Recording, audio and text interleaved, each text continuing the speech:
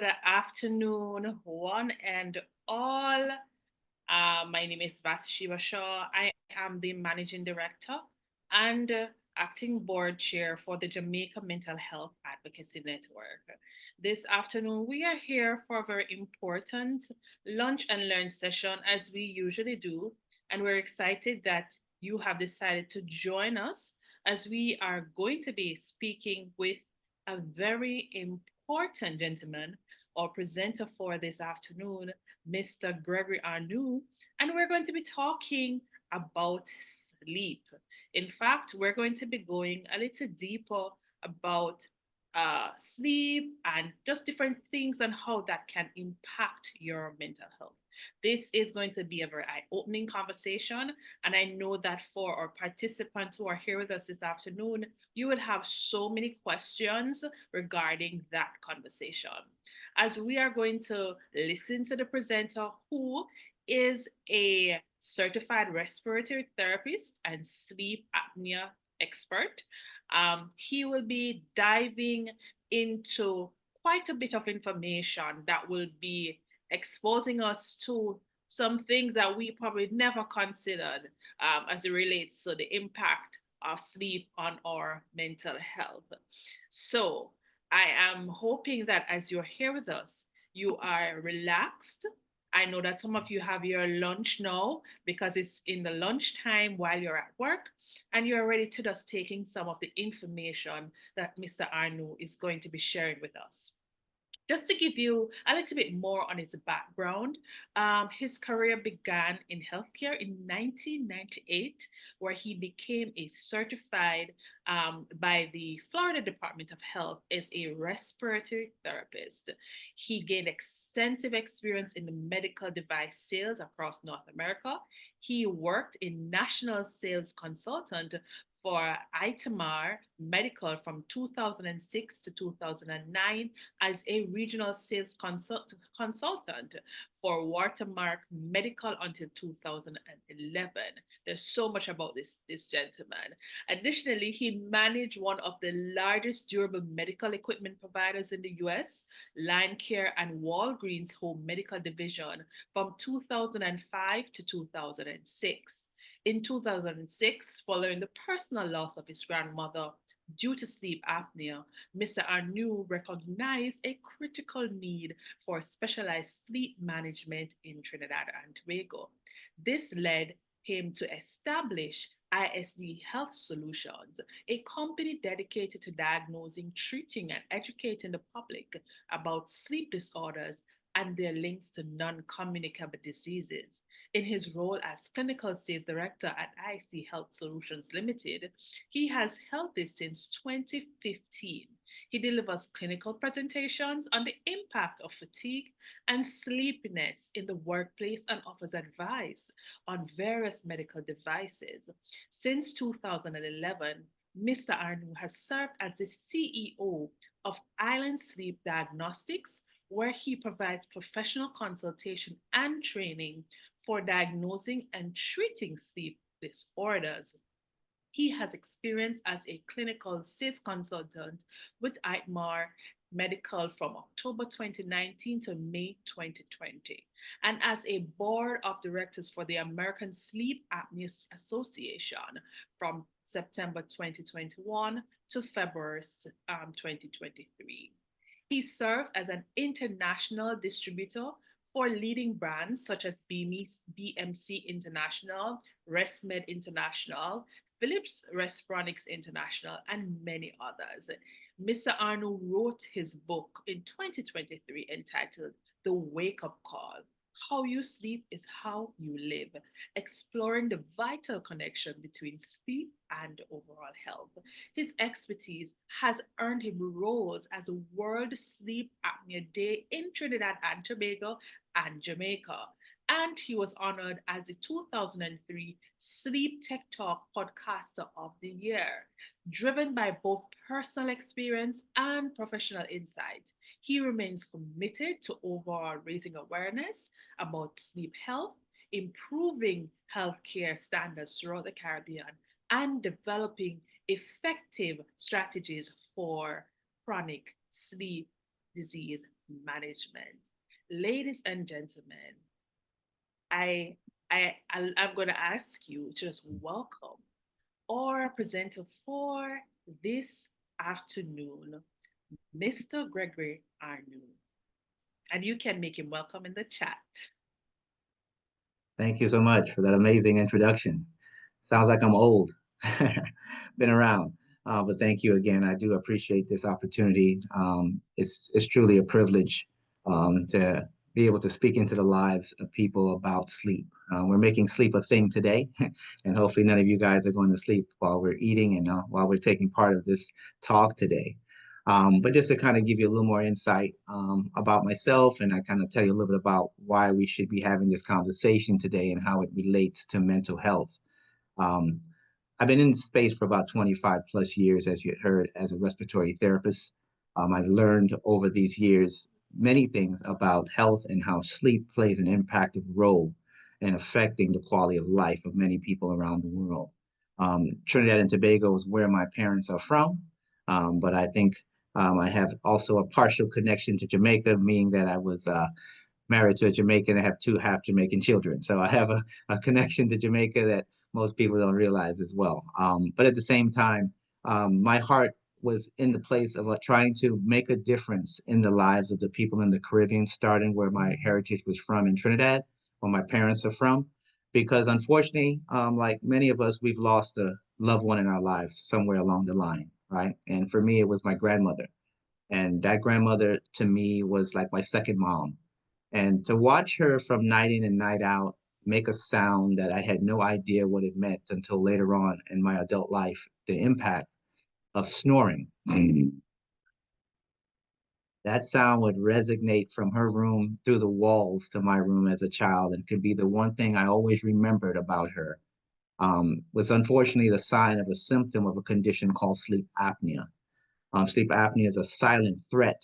Well, not so silent if you're sleeping next to someone that's snoring and choking and gasping, but yet the less a silent threat that affects billions of people worldwide. And in the Caribbean, um, associated to Jamaica, if we're looking at the population, it's estimated close to 1 million plus persons have sleep apnea in Jamaica and don't even know it. That was based on a conversation I had with the present Minister of Health, Dr. Tufton.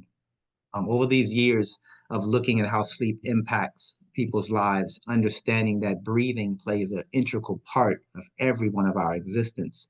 Sleep is a place where we do not recall what happens. We have no idea what happens until we wake up the next day, gratefully, if we're given mercy, to see a new day in grace. But at the same time, our bedside partners, who are more or less the accountability partners, I would say, could probably tell us that we're doing a whole lot more in our sleep than we realize.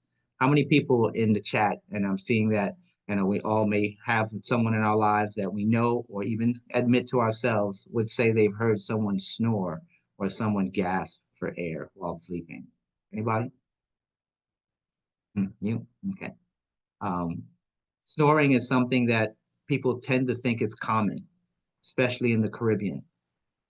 When I would first approach my father with his snoring condition, when I became a respiratory therapist and was helping other physicians and particular medical institutions learn how to diagnose sleep apnea utilizing some innovative technology, I provided that service for my dad, and my dad turned up having severe sleep apnea.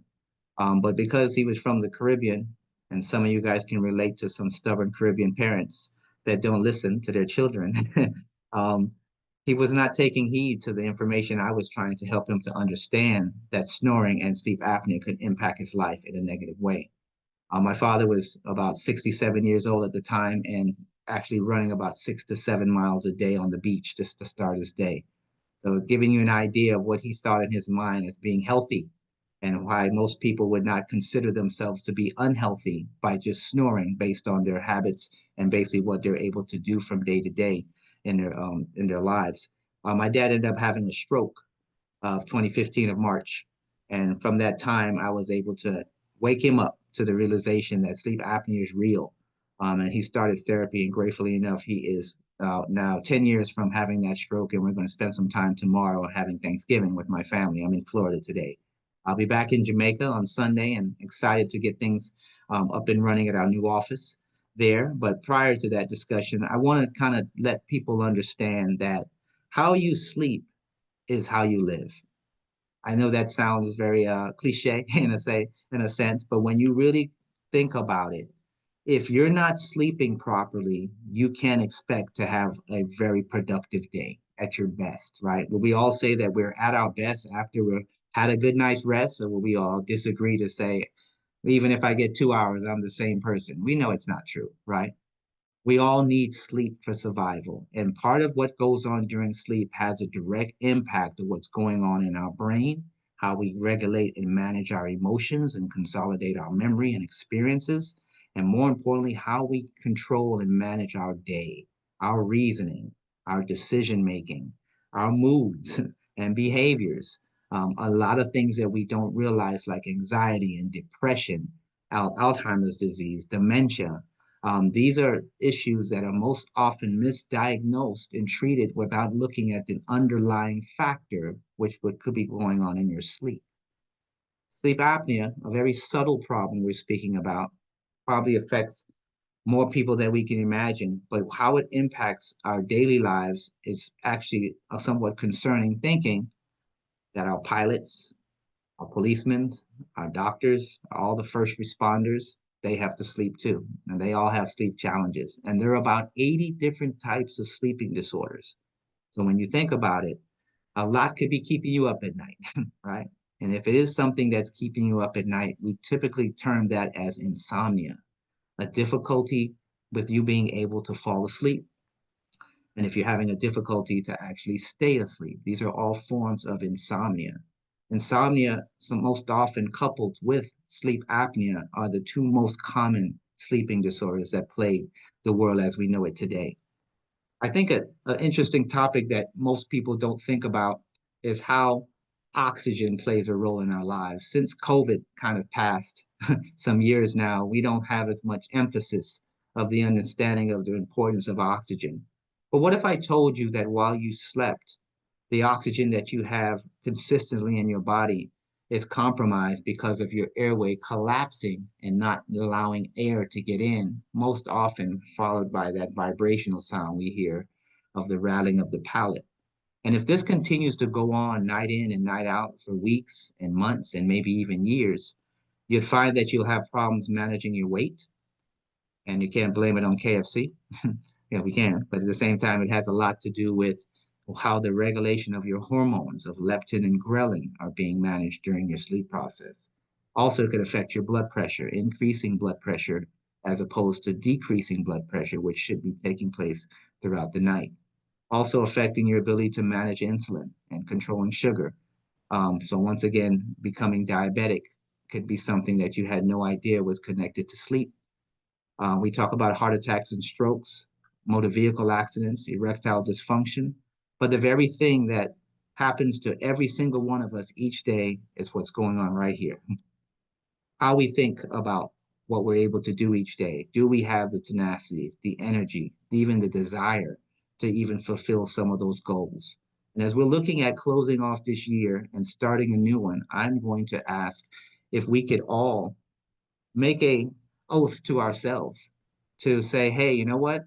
Maybe sleep is more important than what I thought it was. Maybe this is a wake up call for many of us to realize that the symptoms of what you deal with every day could be related to what's going on in your sleep.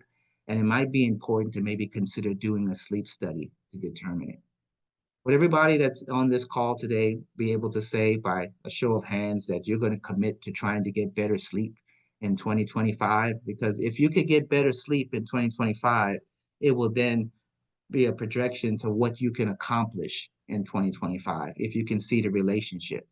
Because not only is how you sleep is how you live, but how you sleep is how you look, how you sleep is how you feel, how you sleep is how you love, how you sleep is how you work, and how you sleep, once again, becomes every part of our lives. And understanding that it is important for our mental health and stress management to get proper rest.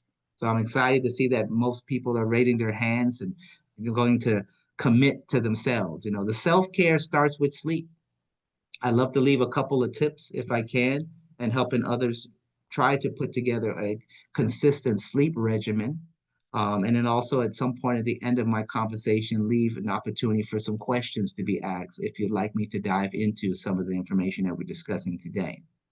How many of us would we say are getting 8 to 9 hours on average a night of sleep? How many would you say are probably getting somewhere closer to 5 or 6 hours of sleep?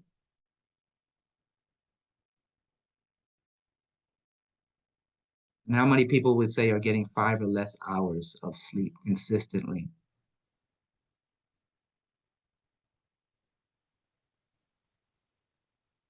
So as we can see, the majority of us are getting less than 7 to 9 hours of sleep. We all are sleep deprived, one way or the other, whether it be the responsibilities of life, work, balance, trying to handle school or children, or just having that peace of mind that you can close your eyes and feel the security that you don't have to worry about someone, obviously intruding in your home or what financially or anxiety may be there for what the next day has in store. We all have to start looking at sleep from a different perspective because the increase of dealing with dementia and Alzheimer's disease is due to lack of sleep, sleep deprivation. Our brain needs this sleep. Is a requirement. It's not something that we can decide it's not important. And as a result of not adhering to this importance of prioritizing sleep, unfortunately, these are things that lead to kind of consequences that we were trying to figure out how we could have avoided them. Unfortunately, it's a subtle problem. You don't feel the pain of poor sleep typically outside of a elbow from your partner in the middle of the night if you're getting a little too loud.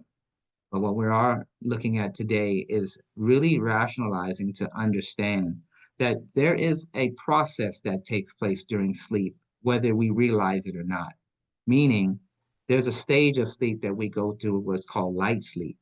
And then we move into deep, slow wave sleep. And then we move into what we call REM sleep, rapid eye movement. Most people tend to know REM sleep because they know that has some association to dreaming, the time that we have vivid dreams. What we don't realize is these hormones imbalances that take place happen because of what's going on in our sleep. And the quality of our sleep is actually more important than the quantity of the sleep. Because if you're not getting a good quality of sleep, even if it's 5, 6, 7, 8 hours or more, the benefits of the sleep will not be there as a result of the fragmentation of the sleep architecture. I want to leave an opportunity for those persons who may know someone that has sleeping problems and you want to help them out, or even yourself, by putting this regimen together. If we can commit for 2025 that we're going to try to stick to a sleep schedule, meaning the same way that we put an alarm clock on our phones and our watches to wake us up, let's put an alarm clock on our phones and or watches to tell us when it's a time to put the phone down, when it's a time to start removing ourselves from the stress of the day, calming our minds, our bodies, maybe changing the lighting in the room, the tone of music, maybe having some tea, Milo, we're in the Caribbean.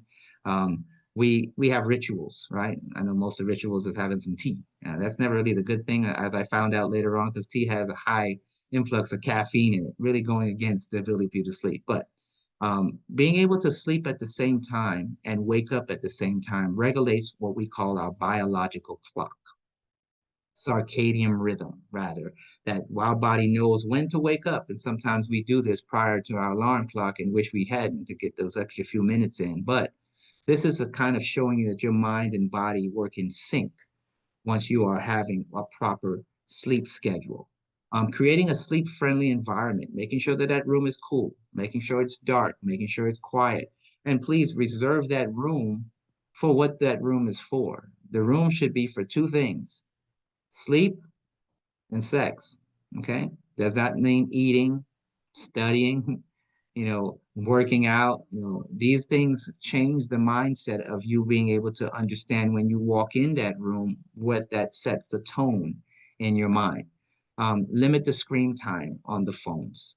That light from the phones affect our cortisone levels and melatonin. When you are having this light in your face, you're making it very difficult for your body to have the balance necessary to fall asleep and or to stay asleep.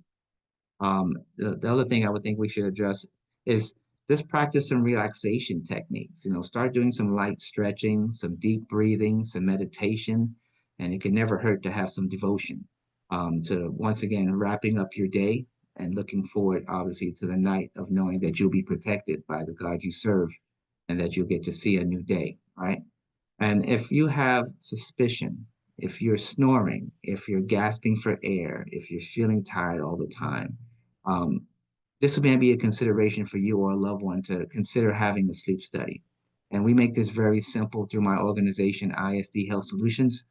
We offer the service throughout all of the Caribbean, Trinidad, Jamaica, Barbados, St. Lucia, Guyana, Antigua, Cayman, Bahamas, you name it, we're there. We're helping people with these concerns. And we do this virtually to start this process by you scheduling a free sleep consultation. That can be done at our website at isdhealthsolutions.com.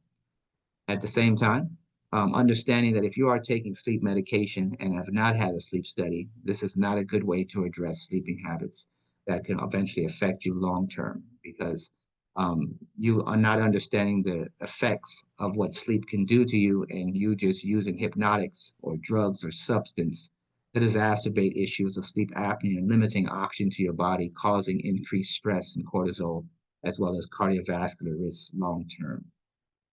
As a gift to each and every one here that took the time. And if you take a look into the chat, Anissa has indicated the link where you can schedule your free sleep consultation and have one of our sleep care professionals review that information with you and talk to you a little bit about how you can get tested in the convenience of your home, utilizing some amazing technology that you just place on your finger, a little blue sensor that records your heart rhythm and oxygen level and is FDA approved to diagnose sleep apnea. Those who have the sleep trackers and the phones and the watches and all these different devices, we actually love to get that information and help analyze that for you. And if necessary, consider a more official diagnostic test if you have a medical need that your health insurance coverage can cover. So Guardian, Sagicor, Canopy, and payers that cover for this testing program, which we've been offering for over a decade now in the Caribbean. And lastly, as my gift to you, I'd like to give everyone a free copy of my book, The Wake Up Call, the ebook. I'll send a link in the chat where you can download this book, the ebook, and also learn what I found out over the last 25 years and a little bit of humor and research and data and statistics that help us to understand how sleep could be impacting our children, how it could be impacting ourselves, our loved ones, and just more or less a different perspective of what goes on during our sleep cycle. For those who are like the Gen Z babies who like to listen rather than to read. An audiobook is available on Amazon, but as also a gift from me, you can download chapter 3 from that very same link that has been provided. Sex, sleep, and snoring, which seems to be the hot topic of the day. You can download that audiobook as well, chapter 3 at no cost. I'd like at this time, if I can, answer some questions if those may have some questions about what was stated today or maybe have some personal questions outside of what was discussed. All right. Perfect. So what we will do, we just ask person to use the raised hand feature, Okay. and and then I will just allow each person to ask their question so they can unmute. And for those persons who are a little bit shy, you can feel free to put your questions in the chat as well. I'll read the questions for you. All right, so let's see if any of our participants have any questions. Bathsheba, think I saw one in the chat. Somebody was asking a question in the chat. Okay, so I'm seeing a question from Shanice. Good day. Thank you for sharing with us. I have a question. What is wrong if someone is sleeping for most of the day or almost the entire day? Of course, they would wake and go back to sleep and still feel tired. Shanice, thank you for that question. What is wrong with that is that you can see that more sleep is not helping the situation. right? If you're sleeping all day, all afternoon, and still not being revived, it's because the quality of the sleep could be impacted, right? What's going on in that sleep while you're not getting the benefits of sleep. And if you're not getting the benefits of sleep, in turn, you'll feel the sleep all the time. You'll feel tired. You'll feel the tendency to want to doze off and not be vibrant. So this would be a true opportunity to understand. Getting a consultation and getting a sleep study would be the first step in understanding how to improve your sleep quality and or sleep health and take charge of your days, because you need to get good rest and be able to be empowered to have a great day. Absolutely. All right, I'm seeing some more questions in the chat. Seems like we have a shy audience, but that's okay. Um, I'm seeing a question from Simone. Is there a sleep audit that can be provided free of cost for college students? We will provide a free consultation. And as you know, things cost money, so tests are not free and meeting doctors are not free. But we'd be more than happy to consider working with any organizations and non-for-profit NGOs in the future that we can facilitate offering free study testing for students. As you know, it has a direct connection to academic success. You consolidating information and being able to retrieve it has a lot to do with how well you sleep.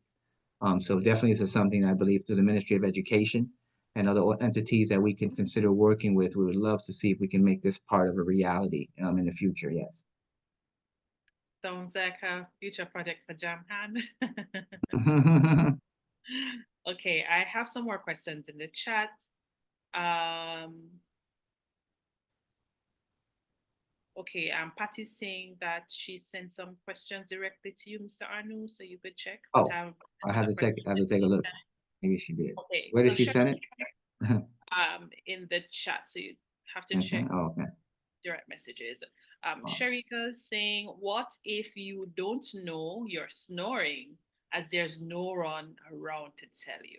That's a very Well, important well, question. two issues here. One, you probably ran off your bedside partner because you are snoring, or you might need to use your phone. If you don't have an idea if you snore or what you do in your sleep, plug your phone in right by your nightstand, put your recording on, whether it be the voice note or even the video, and you might be quite surprised what you see and hear throughout the night that takes place in your sleep. I would say if you're under the influence of alcohol or medication, you might find that this exacerbates a lot of these issues of choking, gasping, and snoring in most cases. Wow. All right, that's a good suggestion. Diane Bailey says, I am not sure if this was discussed earlier. How long does it take to recover from sleep deprivation? Well, any day you can get good quality sleep starts the journey in a different direction. You going back to sleep with a chronic sleep problem and sleeping 5, 6 hours by just taking a pill is not going to change if you're suffering from sleep apnea and the ability for you to be revived and reducing, once again, the deprivation of sleep on your day-to-day life. What you have to start is the journey of understanding first what's going on in the sleep. It's awareness. Having a sleep study is the first step. Without a sleep study, we don't know where we start from to know where we're heading. If we identify in a sleep study that breathing has been compromised, fragmenting your sleep, and you're like more than 1 billion other people who have sleep apnea and may not realize this may be time for you to take some serious heart to addressing it. This service is covered by health insurance. So if you have health insurance, this can be facilitated through your health insurance plan. And if it's affecting not just you, but your partner is affecting you, making it difficult for you to stay asleep or fall asleep because of a noisy partner and starting to create some friction within the relationship, even to the point where you begin sleeping in different rooms, which we title as sleep divorce, just to be able to get a good night's rest. This is something that you don't want to continue to allow.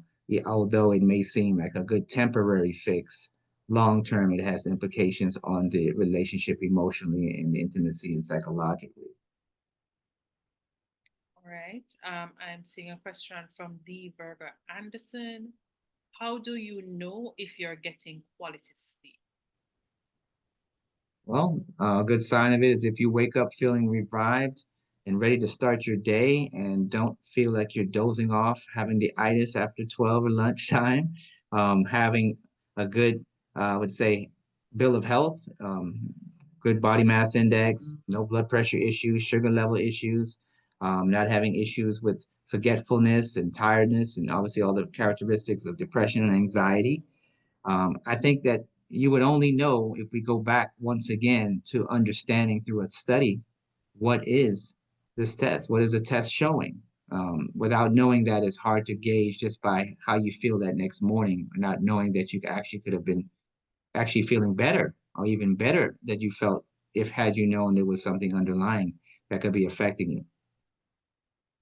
All right. I'm seeing Latoya Jackson has her hand. I'm going to allow Latoya to unmute and then I'll go back to the chat. Go ahead, Latoya.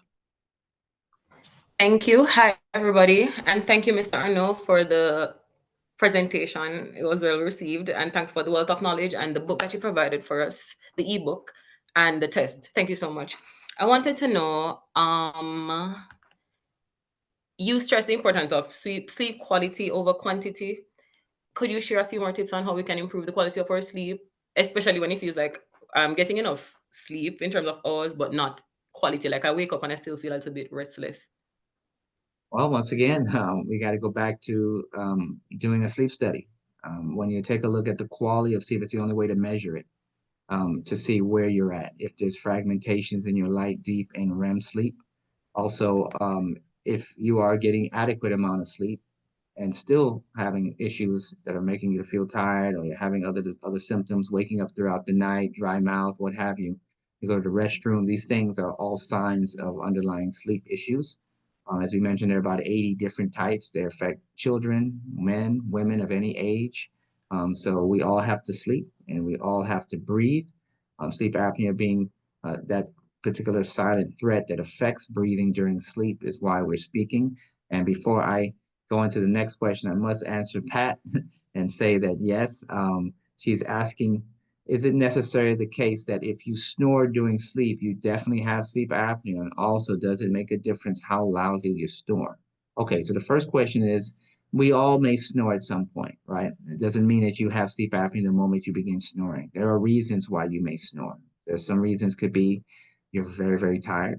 Some reasons could be you're under a lot of it, um, substance like alcohol or medication that's relaxing the muscles around the neck and throat area along with the rest of the body, causing more vibrational sounds to happen as the palate becomes loose. But typically, if you are a habitual snorer, meaning 3 to 5 times a week, or you have other symptoms and you snore pretty loud, not just a little purr, like the women like to say, because snoring is not sexy, but they say they purr.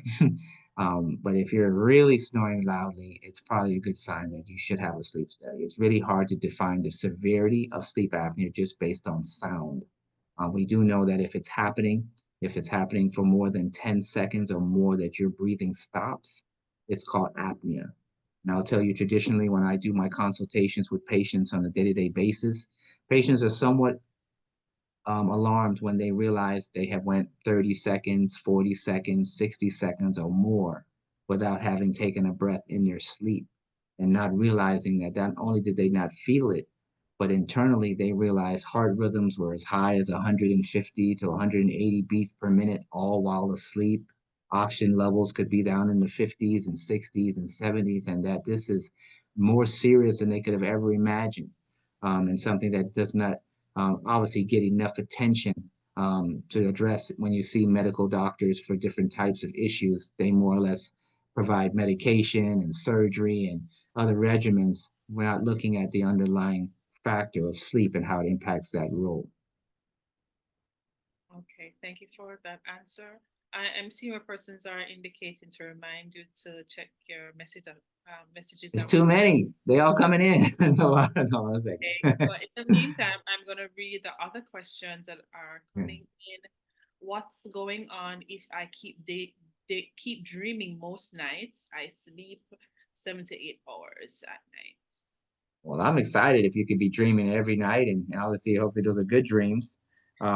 But there's nothing wrong with dreaming, right? That lets you know that you're getting into REM sleep and that you're waking up out of your REM knowledgeable about what I was thinking of. Um, like they say in Vegas, what happens in Vegas stays in Vegas. So what happens in your dreams could stay in your dreams. But at the same time, if you're getting 7 to 8 hours, that's amazing. That's great at this stage of our lives. If you can still get that amount of sleep with all of the responsibilities and the issues that we may deal with, because that's what our body needs. It needs those 7 to 8 hours of light, deep, and REM sleep to function the way that it was designed to. All right. Next question. There was mentioning of an office opening happening soon. Could you repeat what this is and if it is open to the public? It will be. I'm gonna let you know when I get there Sunday, but I would tell you, it's in the works right now. We are planning a little soft opening this week, Monday, just kind of put some things together with our staff there. I would probably think that we'll open up our doors completely a little later on in the month of December, as we're looking forward to being able to serve the community in that particular area. We are right across the street from Stanton, on Stanton Terrace and Mountain View Avenue in the brand new Real Equity Professional Suites there. We're on the first floor. It's Suite 103.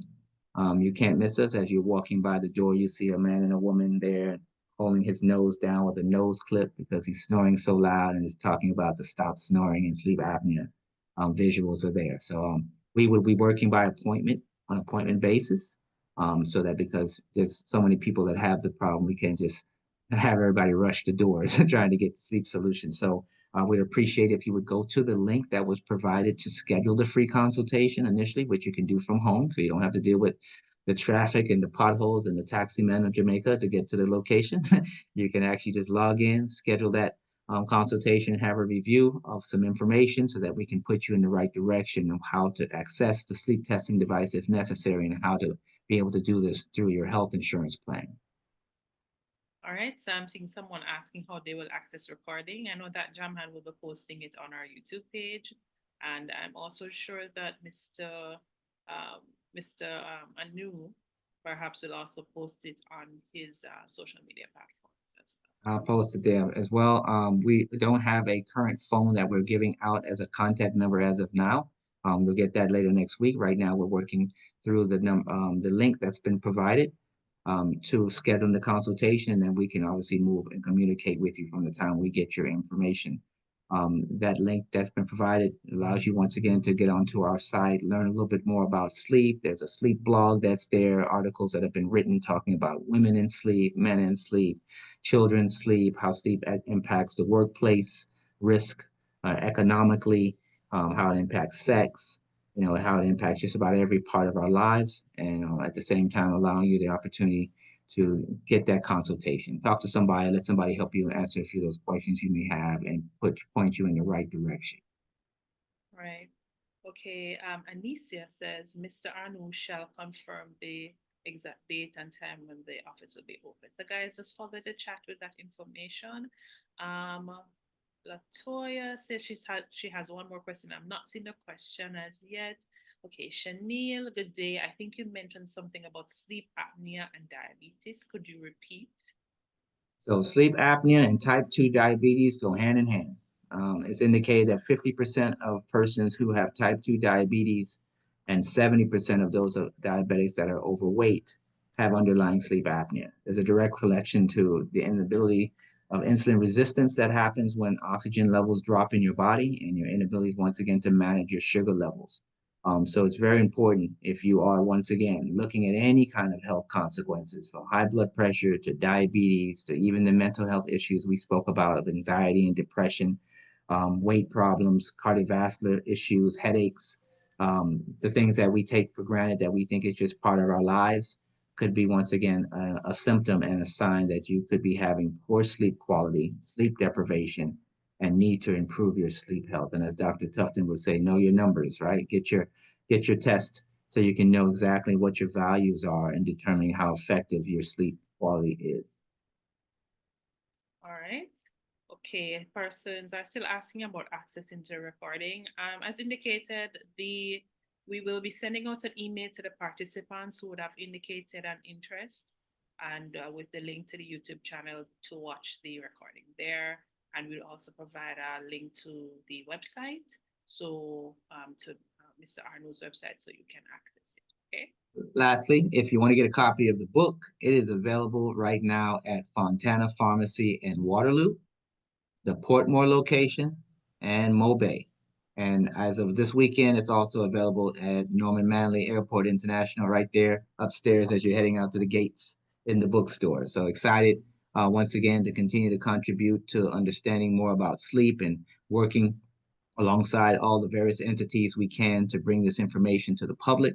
I hope that everyone else has an opportunity today and over the holidays to get a chance to read it and prepare for 2025 mentally and putting things on track for you to see those goals succeeded by addressing your sleep and prioritizing in a more efficient way. And overall, I think we all will win in the benefits of keeping our roads safe, keeping our family happy, keeping our moods intact, and more importantly, maintaining our health. Because if you remember, we said earlier, how you sleep is how you live. I thank you folks for the time today. Look forward to chatting with you again soon. I think this may wrap up all the questions for today. Am I correct? Well, we're at 12:44, so we have a few more minutes. Yeah, a Latoya few wanted more? to ask. We have a few Okay. minutes. Latoya wanted to ask a question, and I believe we have a poll that you had wanted us to launch, so we could do that afterwards. Okay. Latoya, go ahead. Okay, I no considering your background, Mr. Arno, you would have been exposed to the disconnect between Caribbean work culture and sleep health. For someone like me, because I don't necessarily, I don't think after I do the sleep test, then we'll find out, but I don't think I'm struggling with sleep apnea. My question would be, how would I go about sharing this with somebody else without causing them to feel guilty? Because I'm young and I believe in like working really, really hard right now, and a lot of people around me, they're at the same stage. How do I go about sharing to them that prioritize your sleep health, because it is extremely important, and it will cause you to like, hurt yourself if you don't fix it. Get them to That's buy the right. Give him book. this Take your book. coffee. Give him, give him to download this book. Get him to read this book. Chapter 2, I speak about sleep apnea, different approaches of how you can help people understand and kind of do it in I would say, a compassionate way. Most often it's not done that way. It's more sleep shame involved when people are the joke or the butt of many jokes when they're snoring in public or around friends on girls' trips and boys' trips, and wherever family comes into town, you start realizing that, ooh, I didn't know you made that noise while you slept. Are you aware? And this kind of becomes table talk at some point, that people are identifying other person's symptoms. So I appreciate that approach that you're trying to. And I would say, hey, you know what? I learned some things today in a webinar.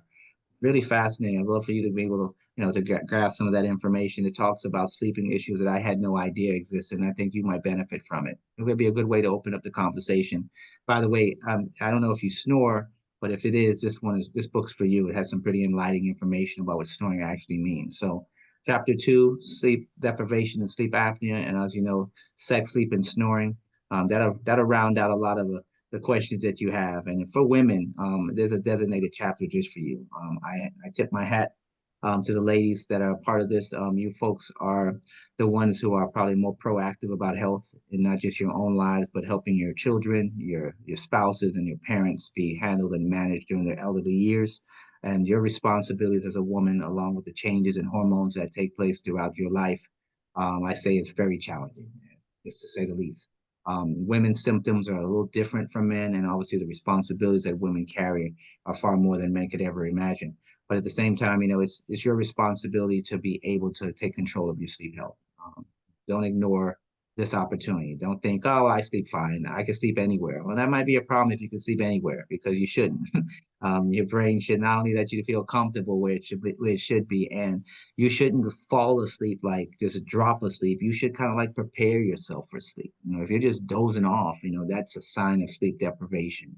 If your weight is becoming something you just can't seem to control and you can't figure out, why can I lose the weight? You might be happy to know that if you improve your sleep quality, you can lose some pounds just by regulating those hormones that control desire to eat in your metabolism. And obviously the roller coaster of hormones that takes place over the journey of pregnancy and menopause. These are things that women are affected with, and I will definitely share their concerns openly and transparently with other people how difficult it is, because it is real. So I do applaud that once again you guys are taking the time. I see the majority of people on here are women as usual, and that you're going to be able to take this information back to help your families and friends and do it in a nice, compassionate way in some cases, to helping them understand that sleep is for real and it's as serious as a heart attack. Sleep apnea will cause heart attacks and strokes. You'll read about it. My dad had a stroke, and that was his wake up call. So we don't need all to go through that case of, like what he used to tell me. Sometimes you had to feel to learn. Well, this is not something you want to feel. You don't want to go through, negative impacts in life, or falling asleep behind the wheel of a car and maybe just escaping death to figure out, maybe I should check my sleep out. No, you want to do this now. Be proactive as you always have in other ways, and help yourself as well as others around you. Yes. All right. So I'm going to go ahead and launch the poll for the participants to engage in. All right. So we have the first poll has 10 questions. So we're going to ask everybody that is online to just go ahead and participate in the poll. And in the meantime, while persons are doing that, I am going to just look back in the chat to see if there's anything persons would have been indicating, and we can continue that conversation. All right, so guys, start answering the questions. I'm not seeing the responses coming in as yet.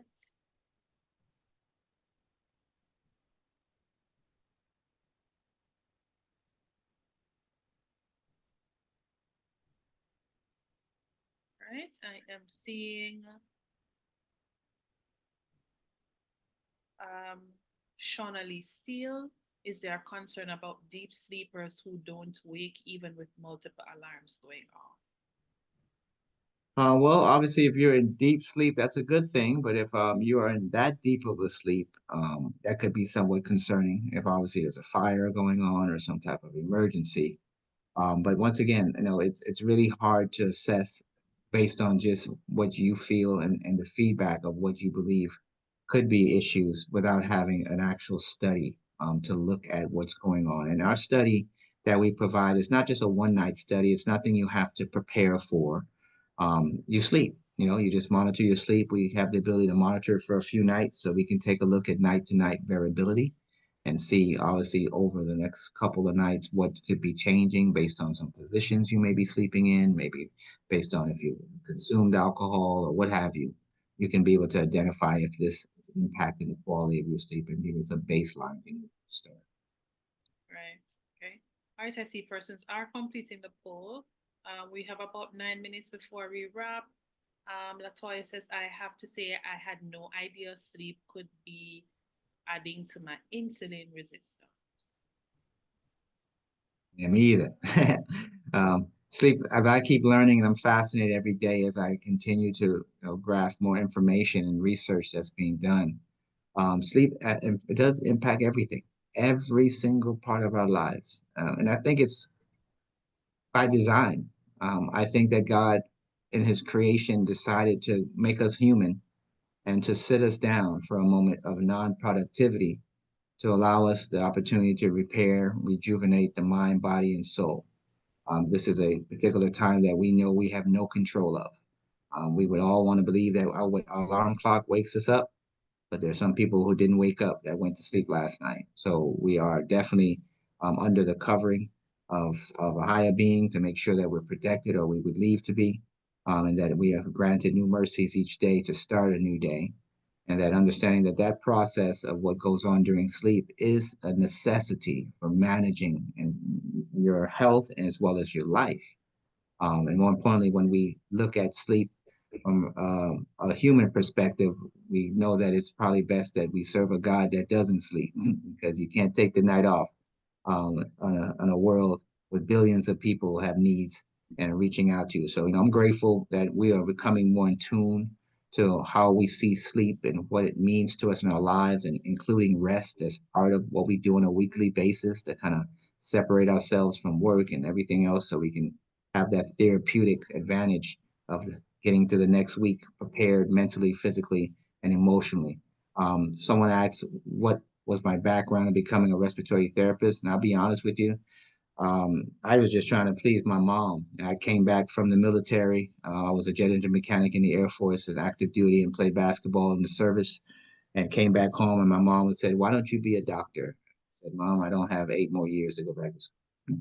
I was looking for something to get into the medical space. I didn't feel comfortable being a nurse at that time. There weren't that many nurses around of my gender at that time. But at the same time, I found that there was a particular specialty called respiratory therapy that seemed to intrigue me about breathing and how people have chronic obstructive pulmonary disease of asthma and emphysema and pneumonia. And what made it even more apparent to most people around the world that respiratory therapists were the key persons in the front line dealing with COVID.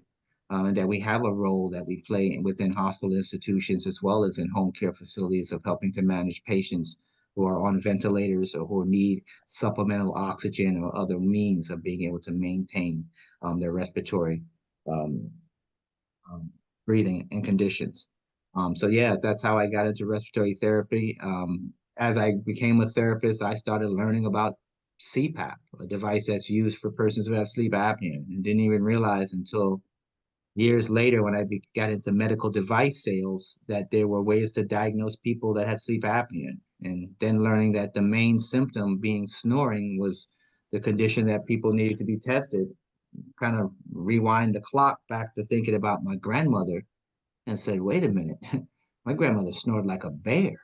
And she had this problem. She was overweight. She was had diabetes, blood pressure problems, glaucoma, dementia. And I kind of just saw this now for years. And yet she lived a pretty long life in her 80s.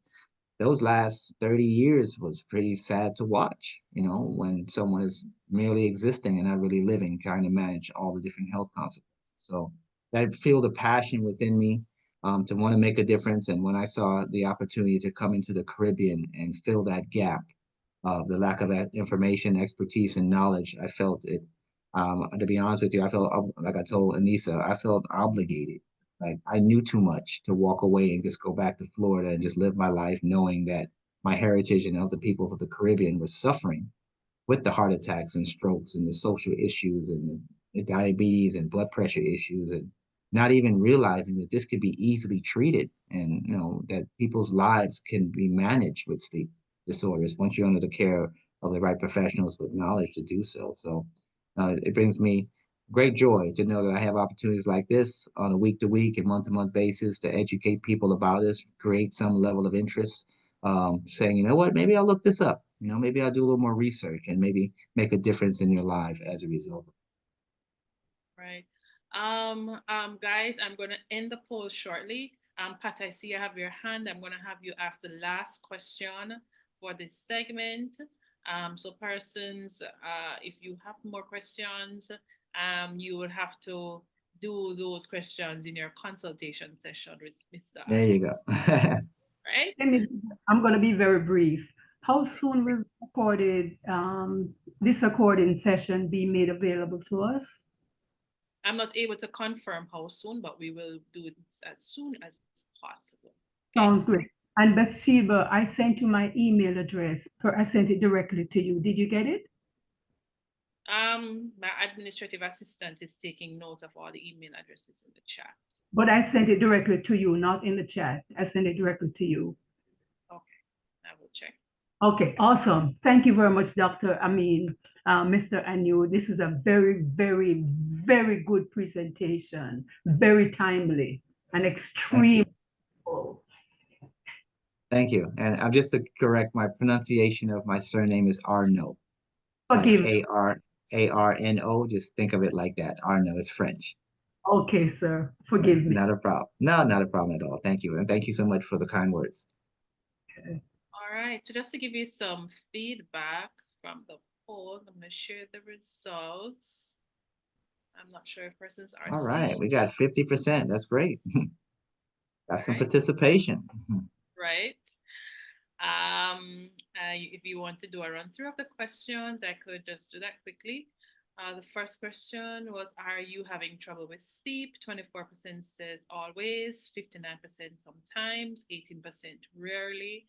Do you your sleep time is affecting your mental health? 6% absolutely, 59% yes, 25% unsure, 12% no.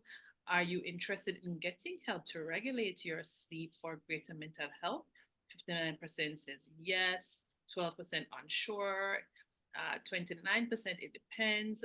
On a scale of 1 to 10, how would you rate the quality of your sleep based on how you feel when you wake in the morning? 100% of the persons answered. What do you think is the biggest barrier to getting quality sleep in general? Persons would have answered that question. Is this the first time you learned about the connection between sleep and mental health? 29% says yes, 71% says no. Do you believe the quality of your sleep directly impacts your mood and mental health based on your experience? And persons would have answered that question as well. Is this the first time you're hearing that there are solutions to sleep disorders available right here in the Caribbean? Persons would have responded. And what's the thing you'd like to change about your sleeping habits? Persons would have responded to that as well. There is another poll with 4 questions. I'm going to share that quickly, and then I'm going to do the vote of thanks and wrap up. You guys can let me know if you are seeing those questions.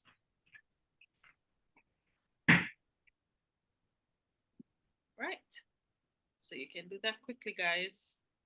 Bathsheba, Sharika Yes. here. I think that those questions were in the first post, so you don't need to ask person those question again. It's the same question. I'm not sure how it got duplicated, but All right. yes. In this then. All right. Thank you so much.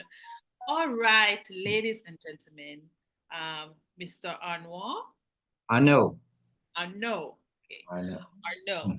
Okay. Mr. Arneaud, thank you so much for sharing with us this afternoon in our lunch and learn session. I think we were up to almost 50 persons at one point during this conversation. And to our participants, thank you so much for sharing with us, being a part, engaging, asking all relevant questions, and not having us here just talking to our computers and feeling lonely. You are great participants.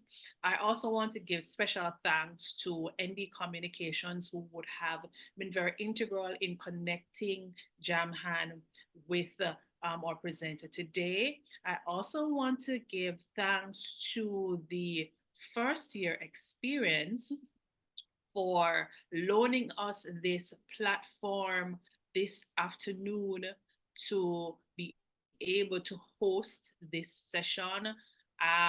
Also want to give special thanks to Simone and Anastasia Thompson from the UEFYE first year experience, who would have allowed us to be connected to the program to then be able to host it on this Zoom session.